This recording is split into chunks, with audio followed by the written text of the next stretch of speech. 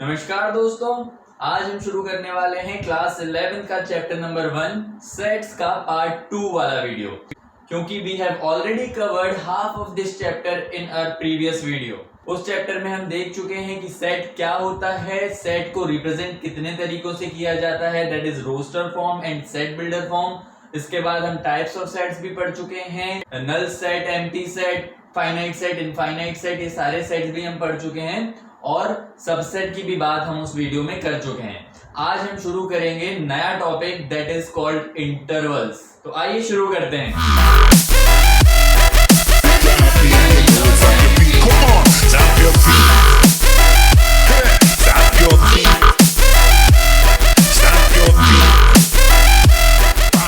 सबसे पहले हम बात करते हैं इंटरवल्स काम कहाँ आता है। अगर हम बात करें, एक एग्जांपल लेते हैं, x is an element such that x belongs to natural number and x is greater than 1 and less than 5। Clear है? तो यहां पर हमने एक सेट लिखा है जिसमें x बिलोंग कर रहा है नेचुरल नंबर्स को और x should be greater than 1 and less than 5। इसका मतलब क्या है? अगर इस सेट को हम रोस्टर फॉर्म में लिखें तो हमारे पास कौन से एलिमेंट्स मिलेंगे? हमें इतना पता है कि नेचुरल नंबर्स क्या होते हैं, 1 2 3 4 5 टू इंफिनिटी, ये नेचुरल नंबर्स होते हैं। अब उनमें से हमें वो नंबर ढूंढना है जो 1 से बड़े हों और 5 से छोटे हों, मतलब 2 3 और 4। यही तीन एलिमेंट्स हमें मिलने वाले हैं इस वाले सेट के लिए। क्लियर है? लेकिन अगर मैं बात करूं, मेरे पास x ऐसा नंबर है which belongs to capital R। Capital R क्या होता है बच्चों? Real numbers. Capital R is a set of real numbers. अब अगर मैं यहां पर n की जगह पर कैपिटल R लिख देता, मतलब अब x belongs to real numbers है and x is greater than 1 and less than 5, तो हमारा ये वाला सेट ट्रू नहीं होगा, क्योंकि 1 से लेकर 5 के बीच में there are infinite real numbers. बहुत सारे रियल नंबर्स मिलते हैं, जैसे कि 1.1, 1.2, 1.21, 1.23, ऐसे बहुत सारे हमें इनफाइनाइट नंबर्स मिलेंगे 1 से लेके 5 के बीच में। तो इनको हम कैसे लिखते हैं, उसके लिए हमें काम आता है इंटरवल्स। अब इंटरवल्स क्या होता है, हम उसकी बात करते हैं। यहां पर हम 4 टाइप के इंटरवल्स की बात करेंगे। पहली बात आएगी x, अच्छा चारों केसेस में x belongs to real numbers की है, इसलिए मैं बार बार नहीं लिखूंगा। तो पहला केस हो जाएगा x is greater than 1 but less than 5। Clear है? तो इसको हम इंटरवल्स में कैसे डिनोट करते हैं? 1,5 से। ठीक है? तो इसमें 1 से लेकर 5 तक सारे नंबर्स आते हैं। सवाल ये है कि क्या 1 और 5 भी आता है?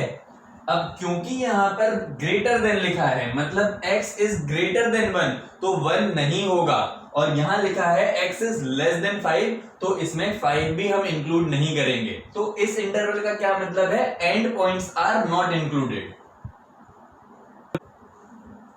क्लियर है? और इस टाइप के इंटरवल को हम ओपन इंटरवल बोलते हैं। क्या बोलते हैं? Open interval.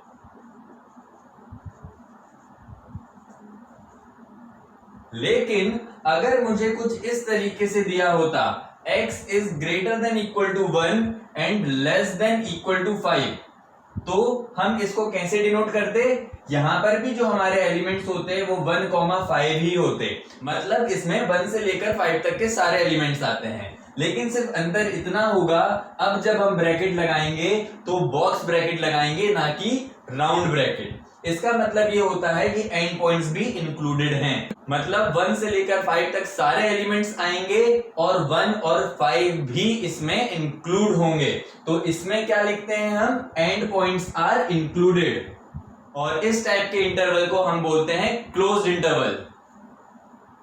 लेकिन अब एक और दुविधा आती है। दुविधा ये होती है कि अगर हमें कुछ इस तरीके से मिलता, मतलब 1 यहां पर इंक्लूड है लेकिन 5 इंक्लूड नहीं है, इसमें जब हम इंटरवल लिखेंगे तो क्योंकि 1 इंक्लूडेड है इसीलिए हम यहां पर स्क्वायर ब्रैकेट लगाएंगे और फिर 1,5 लिखेंगे, और 5 इंक्लूडेड नहीं है तो यहां पर हम राउंड ब्रैकेट लगाएंगे।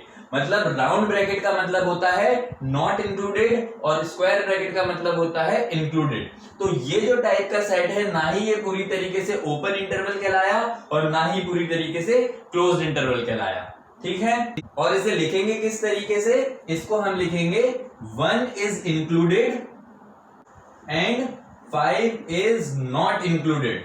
सिमिलरली अगर हमें चौथा केस ऐसा मिल जाता कि 1 हमें इंक्लूड नहीं करना है बट 5 इंक्लूड करना है, मतलब x is greater than 1 but less than equal to 5, तो इसमें हम जहां पर इंक्लूड नहीं हो रहा है वहां पर राउंड ब्रैकेट लगाते हैं और जहां पर इंक्लूड हो रहा है वहां पे स्क्वायर ब्रैकेट लगाते हैं। इसको कैसे लिखेंगे, 1 is not included and 5 is included. तो ये हो गए हमारे 4 टाइप के इंटरवल्स। एक बार फिर से ब्रीफ में देखेंगे, जब हमारे पास इक्वल टू का साइन नहीं होता उसका मतलब ये होता है कि end points are not included, और जब एंड पॉइंट्स इंक्लूड नहीं होते तो हम ओपन इंटरवल बनाते हैं, क्लियर। और अगर इक्वल टू का साइन होता है मतलब एंड पॉइंट्स भी इंक्लूड करना है, और अगर एंड पॉइंट्स इंक्लूड करना है तो हम क्लोज्ड इंटरवल बनाते हैं, क्लियर। अब बात ये आती है कि ओपन इंटरवल में कौन सा ब्रैकेट लगता है और क्लोज्ड इंटरवल में कैसा ब्रैकेट लगता है। तो यहाँ पे देखिएगा, जब ओपन वर्ड की बात आ रही है तो ओ को हम अगर ऐसा कुछ मिटा दें बीच में से तो जो हमारे राउंड ब्रैकेट्स हैं वही बन जाते हैं। इससे आप याद रखिएगा कि ओ को अगर हम स्प्लिट कर देते हैं तो ओपन ब्रैकेट्स बन जाते हैं। और क्लोज ब्रैकेट को याद करना है तो अगर इन दोनों ब्रैकेट को हम साथ में ऐसे जोड़ दें तो एक बॉक्स टाइप का बनता है, क्लोज बॉक्स या क्लोज विंडो, कुछ भी आप कह सकते हो। This looks like something closed. तो इससे आप याद रखिएगा कि square bracket is meant for closed intervals. और अगर हमें एक जगह पर इक्वल टू मिल रहा है और दूसरी जगह पर नहीं मिल रहा तो जिस साइड पर हमारा इक्वल टू का साइन होगा वो साइड इंक्लूड होती है, और जिस एंड पॉइंट पे इक्वल टू का साइन नहीं होगा वो एंड पॉइंट इंक्लूड नहीं होता। तो हमने यहां पर देखा 1 इंक्लूड हो रहा है और 5 एक्सक्लूड हो रहा है। सिमिलरली यहाँ पे 1 एक्सक्लूडेड है और 5 इंक्लूडेड है। सिंपल सा फंडा ये है, जब इंक्लूड हो रहा होगा तो हमें स्क्वायर ब्रैकेट लगाना है और जब एक्सक्लूड हो रहा होगा तो हमें राउंड ब्रैकेट लगाना है। अब इसके साथ हम एक और चीज की बात करेंगे कि इसको अगर हमें नंबर लाइन पे रिप्रेजेंट करना है तो कैसे करते हैं। तो आइए हम नंबर लाइन भी देख लेते हैं। पहले वाले केस में अगर हम नंबर लाइन बनाएं तो कुछ इस तरीके की नंबर लाइन मिलेगी हमें, जहां पे 1 2 3 4 5 6 ऐसे करके हमें नंबर्स लिखे होते हैं। अब 1 और 5 के बीच की बात हो रही है, मतलब 1 2 3 4 5 इस पॉइंट और इस पॉइंट के बीच की बात हो रही है। अब क्योंकि ये इंक्लूडेड नहीं है, मतलब एंड पॉइंट्स यहाँ पे इंक्लूड नहीं हो रहे हैं, तो जब हम इसे रिप्रेजेंट करेंगे हम यहाँ पर नॉट बनाएंगे 1 पे और 5 पे। नॉट का मतलब क्या है, एक हमने छोटा सा सर्कल बनाया है और जो बीच वाली लाइन है इसे हम थोड़ा सा डार्क कर देंगे। तो जो 1 और 5 के बीच की ये जो लाइन है ये रिप्रेजेंट कर रही है हमारा सॉल्यूशन सेट, क्लियर है। और जब क्लोज इंटरवल की बात करेंगे तो हमारी नंबर लाइन कैसी बनेगी, नंबर लाइन तो बेटा वैसी ही बनेगी, यहाँ पर हमें नंबर्स मिल जाएंगे 0 1 2 3 4 5 6 एंड सो ऑन। अब क्योंकि बात हो रही है 1 और 5 के बीच की, तो हमारा जो पॉइंट 1 है इस केस में हम एक डार्क डॉट बनाएंगे और इस लाइन को थोड़ा सा आपको डार्क करनी होगी और 5 पे भी हमें डॉट बनाना पड़ेगा डार्क। डार्क डॉट का मतलब होता है क्लोज्ड इंटरवल और इस टाइप के सर्कल का मतलब होता है क्लोज्ड इंटरवल। तो इस तरीके से हम ओपन इंटरवल और क्लोज्ड इंटरवल को नंबर लाइन पे भी रिप्रेजेंट कर सकते हैं। तो अब आप इस टाइप के इंटरवल्स को भी नंबर लाइन पे रिप्रेजेंट कर सकते हैं। कैसे, जहां पर हमें इंक्लूड मिल रहा है उस साइड पर हमें डॉट बनाना है और जहां पर हमें नॉट इंक्लूडेड मिल रहा है वहां पर हमें नॉट बनानी है।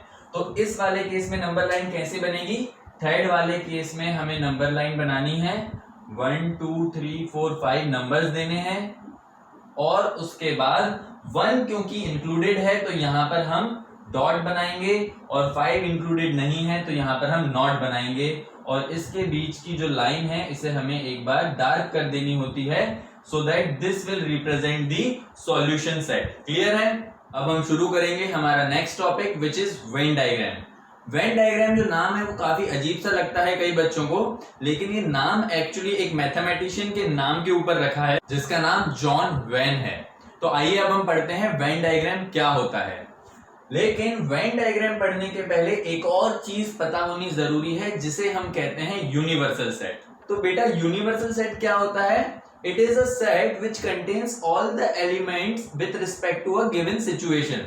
मतलब अगर हम एग्जांपल लें, हमारे पास एक सेट है ए जिसमें आपके पास एलिमेंट्स है 1 3 5 6 और दूसरा सेट मान लेते हैं बी जिसमें एलिमेंट्स है 7 8 10। इस तरीके से अगर हमारे पास दो सेट हैं तो इसका जो यूनिवर्सल सेट बनेगा उसमें वो सारे एलिमेंट्स होंगे जो सेट ए और सेट बी में है। मतलब 1 2 3 4 5 6 7 8 9 10। ठीक है, इसको हम कैपिटल यू से रिप्रेजेंट करते हैं यूनिवर्सल सेट को।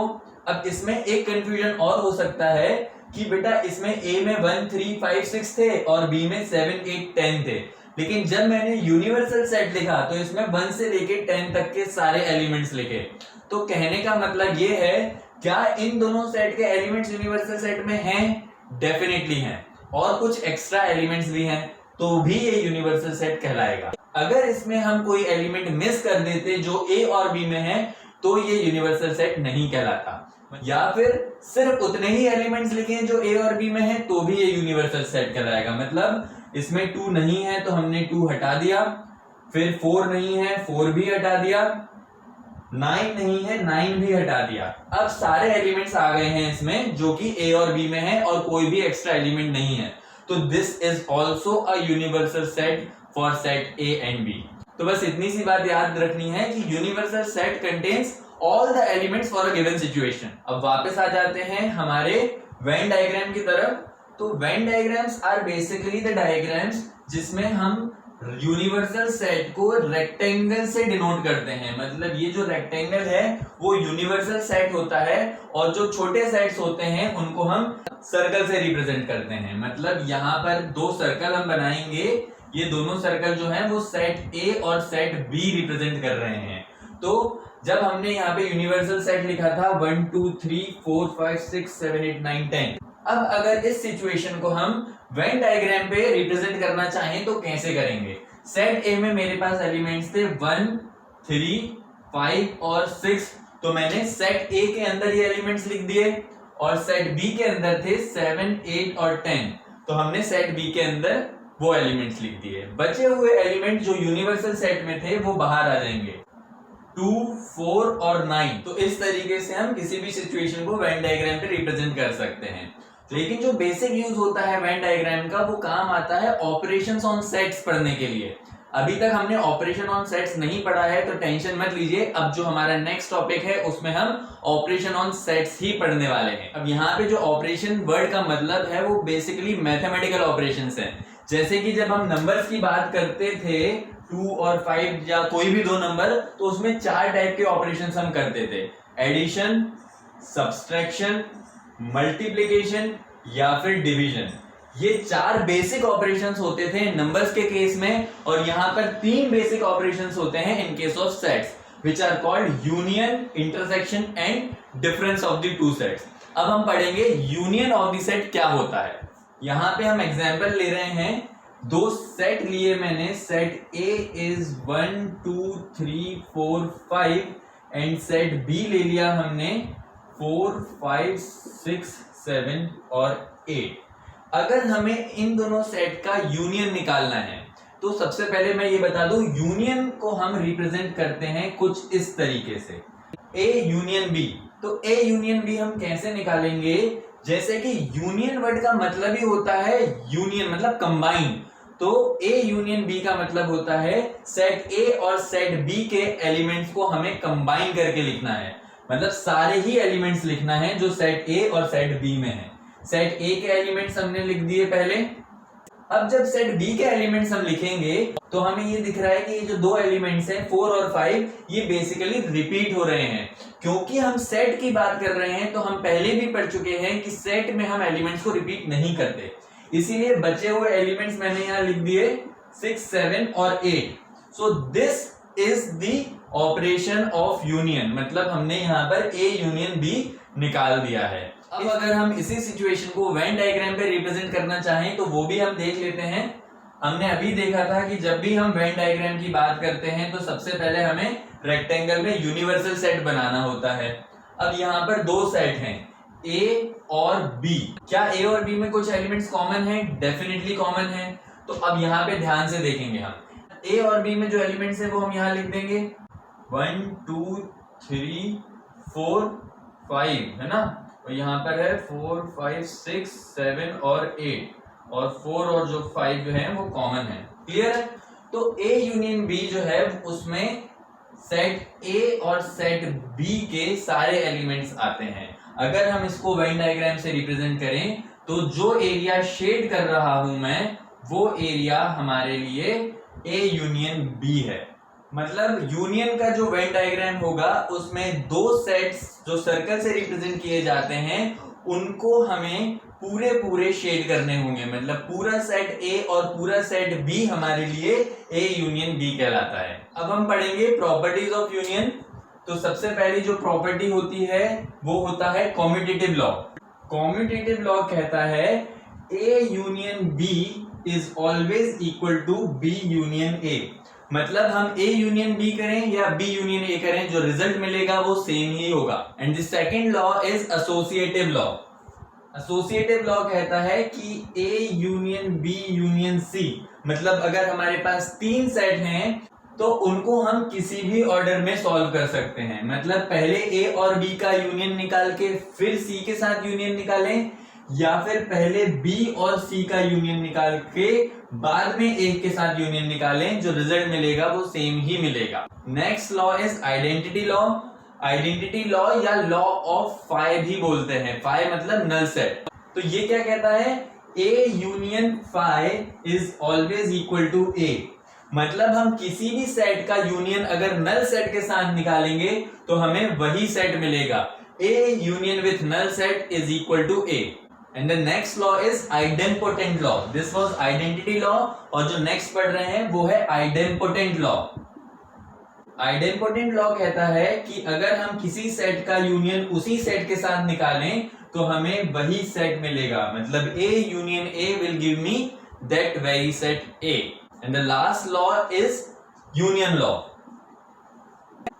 यूनियन लॉ कहता है अगर हम किसी सेट का यूनियन निकालें यूनिवर्सल सेट के साथ तो we will get universal set.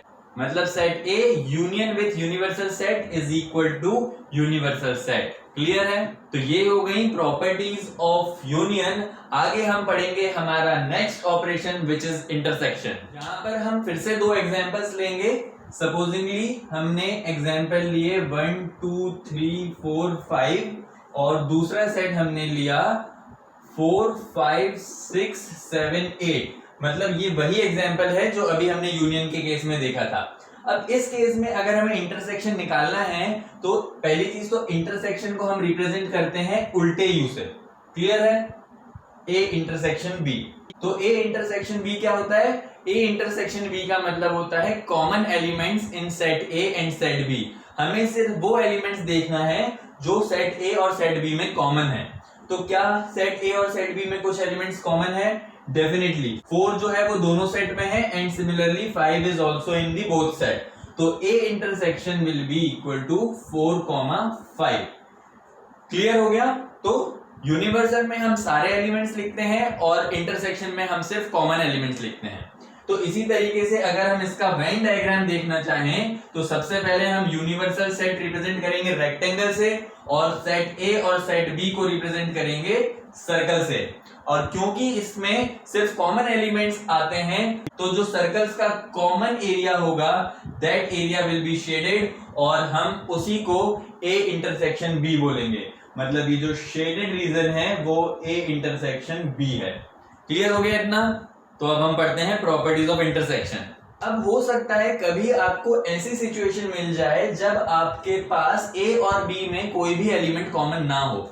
एक एग्जांपल ले लेते हैं हम। एक सेट हमने ले लिया P ले लेते हैं। P सेट में एलिमेंट्स हैं 2 4 6 8 और Q सेट में एलिमेंट्स हैं 1 3 5 7। अब अगर ध्यान से देखें तो दोनों ही सेट में एक भी एलिमेंट कॉमन नहीं आ रहा, मतलब यहां पर जो P इंटरसेक्शन Q होगा that will give me a null set, that is phi, मतलब P और Q के इंटरसेक्शन में एक भी एलिमेंट नहीं आया। तो इस टाइप की सिचुएशन में हम एक और चीज सीखते हैं जिसे हम बोलते हैं डिसजॉइंट सेट। अब डिसजॉइंट सेट क्या होता है बेटा? डिसजॉइंट सेट का मतलब होता है अगर दो सेट के इंटरसेक्शन में कोई भी एलिमेंट नहीं आया then set P and Q are called disjoint sets. ठीक है, क्लियर हुआ बेटा इतना? आगे अब हम पढ़ेंगे प्रॉपर्टीज ऑफ इंटरसेक्शन। तो यूनियन की तरह ही इसमें भी कुछ प्रॉपर्टीज होती हैं, जैसे हमने पहले पढ़ा था कॉम्यूटेटिव लॉ। यहां पर कॉम्यूटेटिव लॉ होता है A intersection B is equal to B intersection A, and second law is associative law.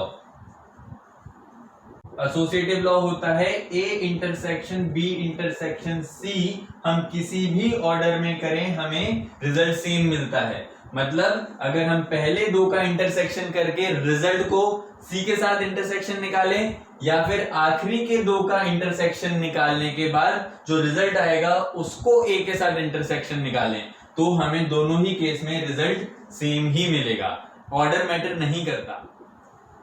Third law पढ़ेंगे हम law of phi. Law of phi क्या होता है? अगर हम किसी भी सेट का इंटरसेक्शन निकालेंगे नल सेट के साथ तो यहां पर हमें मिलता है नल सेट ही। जब हमने यूनिवर्सल सेट में निकाला था A यूनियन फाई तो हमको A मिला था। इस कॉन्सेप्ट को समझना बेटा, अगर हमारे पास एक सेट है A, इसमें हमने एलिमेंट्स लिए हैं 1 2 3 4 और दूसरा है हमारे पास नल सेट, तो नल सेट में तो कुछ भी नहीं होता है ना। तो यूनियन के केस में क्या होता है, सारे एलिमेंट्स लिखने होते हैं सेट A और सेट B के। तो यहां पर जो सेट B है उसमें तो कुछ भी नहीं है, तो इन दोनों का जब यूनियन निकालेंगे तो हमें सेट A के ही एलिमेंट्स मिलेंगे। क्लियर है? लेकिन अगर हम यहाँ पे इंटरसेक्शन निकालें तो A और B के इंटरसेक्शन के केस में हम सिर्फ वही एलिमेंट्स लिखते हैं जो कॉमन है, लेकिन यहाँ पर सेट A और सेट B में ऐसा कोई भी एलिमेंट नहीं है जो कि कॉमन है, इसलिए इस केस में हमको खाली सेट मिलता है जिसको कि हम नल सेट बोलते हैं। इसीलिए यहां पर जो लॉ ऑफ फाई हो जाता है उसमें A इंटरसेक्शन फाई आपको नल सेट ही देता है। नेक्स्ट पढ़ते हैं आइडेम्पोटेंट लॉ। आइडेम्पोटेंट लॉ मतलब A intersection A is equal to A, मतलब अगर हम किसी सेट का इंटरसेक्शन निकालें उसी के साथ तो कॉमन एलिमेंट्स तो बेटा सारे ही एलिमेंट्स हो जाएंगे, इसलिए हमें वो पूरा का पूरा सेट मिल जाता है। This is same as the law जो हमने यूनियन में भी पढ़ा था। And the last law is law of union. Law of union कहता है अगर हम किसी भी सेट का इंटरसेक्शन करें यूनिवर्सल सेट के साथ तो हमें वही सेट मिलता है, मतलब A intersection universal set is equal to A। ये भी हमारे यूनियन वाले केस से ऑपोजिट है। जब हमने यूनियन में पढ़ा था तो हमने पढ़ा था A union universal set is always equal to universal set, क्योंकि यहां पर हमें सारे एलिमेंट्स लिखने होते हैं। यूनिवर्सल सेट को किसी भी सेट के साथ कंपेयर करोगे तो सारे ही एलिमेंट्स मिलेंगे, और इंटरसेक्शन के केस में हमें कॉमन एलिमेंट्स लिखने होते हैं, तो A और यूनिवर्सल सेट के बीच में जो कॉमन एलिमेंट्स होंगे वो सिर्फ A के ही एलिमेंट्स होंगे, इसीलिए A intersection U is equal to A। अब हम पढ़ेंगे डिफरेंस ऑफ सेट्स। तो यहां पर भी हम दो सेट लेंगे, सेट A हमने ले लिया 1 2 3 4 5 6 7 8, और सेट B हम ले लेंगे 4 5 6 8 10 12। क्लियर है? अब अगर हमें डिफरेंस निकालना है, मतलब हमें निकालना है A माइनस B, तो बेटा ध्यान से देखना, A माइनस B वो सेट होता है जिसमें A के वो एलिमेंट्स हों जो सेट B में ना हो। मतलब सेट A के हमें ऐसे एलिमेंट्स ढूंढना है जो B में नहीं होंगे। यहाँ पर 1 है जो B में नहीं है, 2 भी है, 3 भी है, लेकिन 4 जो है वो B में भी है, 5 भी B में है, 6 भी B में है, 7 नहीं है, 8 भी B में है। तो A माइनस B जो मुझे मिलेगा वो मिलेगा 1 2 3 7। हमें वो सारे एलिमेंट्स हटा देने हैं जो सेट B में है, और अगर इसका उल्टा हमें B माइनस A निकालना होता बेटा, तो B माइनस A में वो सारे एलिमेंट्स होते जो सेट B में हैं लेकिन सेट A में नहीं है। तो यहां से हमें बहुत क्लियरली दिख गया कि a minus B is not equal to b minus a, मतलब डिफरेंस के केस में कॉम्यूटेटिव प्रॉपर्टी ट्रू नहीं होती है। क्लियर है? अब इसमें अगर हम वेन डायग्राम देखें तो ये हो जाएगा हमारा यूनिवर्सल सेट, यहां पर हमने बना लिया set A and this is set B। Clear हो गया? इसमें अगर हमें A माइनस बी देखना है, मतलब ऐसे एलिमेंट्स जो A में है और B में नहीं है, तो A के एलिमेंट जो B में नहीं होंगे बेटा वो सिर्फ इतने होंगे, मतलब ये पूरा B हमको छोड़ देना है ना। और अगर हमें B माइनस A निकालना है तो ये जो रेड पोर्शन है वो पूरा हमें मिलेगा B माइनस A में। क्लियर है? अब बीच में जो पोर्शन है ये हमने देखा था, ये जो बीच वाला पोर्शन होता है वो होता है A इंटरसेक्शन B। तो अकॉर्डिंग टू द डायग्राम यहाँ पे तीन चीजें बन रही हैं जो कभी भी ओवरलैप नहीं करती। कौन कौन सी तीन चीजें? A minus B, B minus A और A इंटरसेक्शन B। ये तीनों चीजें हमेशा डिसजॉइंट सेट ही बनाएंगी, मतलब इनमें कभी भी कोई एलिमेंट कॉमन नहीं होगा।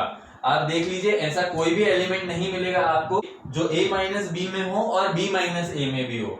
A माइनस बी में 1 है, इसमें पूरे में नहीं है, इसमें 2 है, यहाँ नहीं है, 3 है, यहाँ नहीं है, 7 है, यहाँ नहीं है, मतलब ऐसा कोई भी एलिमेंट नहीं मिलेगा जो इन दोनों में कॉमन हो। क्लियर है? अब हम पढ़ेंगे next topic which is complement of a set. बहुत इंपॉर्टेंट टॉपिक है और बहुत इजी टॉपिक है। कॉम्प्लीमेंट ऑफ अ सेट मतलब अगर हमारे पास कोई सेट A है, इसका जो कॉम्प्लीमेंट होता है उसे हम A डैश से डिनोट करते हैं। तो हम एक एग्जांपल ले लेंगे। हमने सेट A लिख लिया है 1 2 3 4, ठीक है।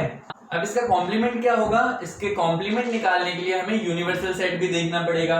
यूनिवर्सल सेट मान लेते हैं हमारे पास है set of all natural numbers, ठीक है। तो जो A कॉम्प्लीमेंट होगा वो एलिमेंट्स होंगे जो A में नहीं है, मतलब A के एलिमेंट्स को छोड़ के बाकी सारे एलिमेंट्स A कॉम्प्लीमेंट में आ जाते हैं। तो बेटा 1 2 3 4 छोड़कर बाकी सारे एलिमेंट मतलब 5 6 7 8 9 10 से लेके इंफिनिटी तक ये सारे जो एलिमेंट्स होंगे वो आ जाएंगे हमारे कॉम्प्लीमेंट ऑफ A में। तो सिंपल सी बात ये है, कॉम्प्लीमेंट जो होता है वो A का ऑपोजिट होता है, मतलब वो सारे एलिमेंट्स, ये हो गया अगर हमारा यूनिवर्सल सेट है ना, और ये है हमारा सेट A। तो सेट A को छोड़ के बाकी सारे एलिमेंट, मतलब इस सर्कल को छोड़ के अगर मैं बाकी सब शेड कर दूं तो जो बचा हुआ शेडेड रीजन है that will be called as complement of A। Clear? अब हम पढ़ते हैं हमारी प्रॉपर्टीज ऑफ कॉम्प्लीमेंट। तो पहला लॉ है कॉम्प्लीमेंट लॉ।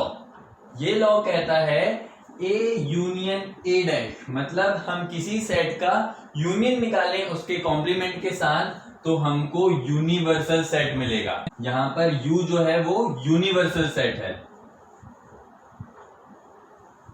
और इसका एक और फॉर्म है, मतलब कॉम्प्लीमेंट लॉ जो है वो दो फॉर्म में होते हैं। दूसरा फॉर्म है A इंटरसेक्शन A डैश, मतलब हम किसी भी सेट का इंटरसेक्शन निकालें उसके कॉम्प्लीमेंट के साथ तो हमें नल सेट मिलता है। क्लियर हो गया? Second and very important law in complement is De Morgan's law.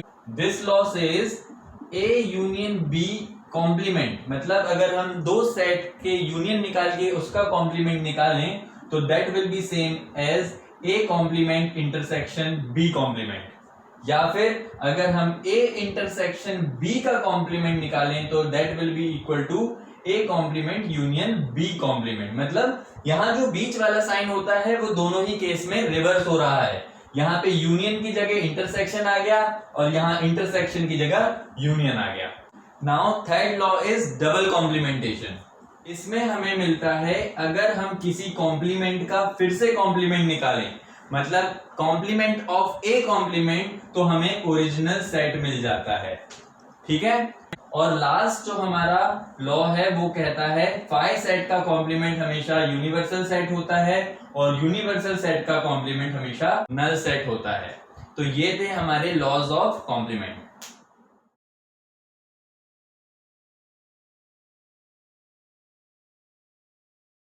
तो इसी के साथ हमने हमारे चैप्टर के सारे कॉन्सेप्ट कवर कर दिए हैं। आगे बारी आती है क्वेश्चन सॉल्व करने की, तो टेंशन मत लीजिए। We will be coming up with the next video in which we will be solving each and every question of NCERT. So stay connected, लेकिन लाइक और सब्सक्राइब करना मत भूलना। Thank you.